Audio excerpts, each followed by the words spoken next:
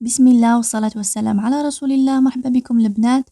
وصفتنا نهار اليوم الكسرة أو الرخسيس، وناجحة مليار في المئة، خاصة اللي أول مرة يجربوها. توالم هذا البرد ما عدس ولا لوبيا، واش نقول لكم؟ ما نطولش عليكم ونروحوا نبداو. بسم الله على بركة الله. عندي في إناء نحطوا 3 كيسان سميد رطب، طبعا نغربلوهم، ولكل كاس نحطوا له نصف ملعقة ملح، ونحطوا تاني ملعقة كبيرة سكر باش تعطينا هذاك اللون المحمر الشباب تاع الكسرة. وتاني لكل كاس نضيفوله نصف ملعقة خميرة الخبز. بلا ما ننساو الزرارة، عندي ملعقة صغيرة حبة الحلاوة وملعقة صغيرة سانوج، كيما قادر تستغناو عليها.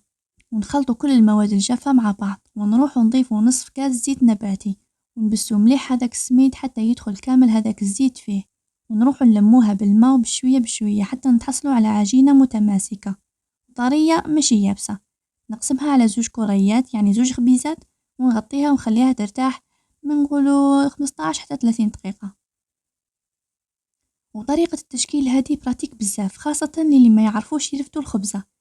نجيب ورقة المطبخ بابي كويسو، ونطويها على 2، من بعد على 4، من بعد على 8، من بعد على 16، ونجيب مقص ونقص، نتحصلوا على دائرة تناسب الطاجين نتاعنا.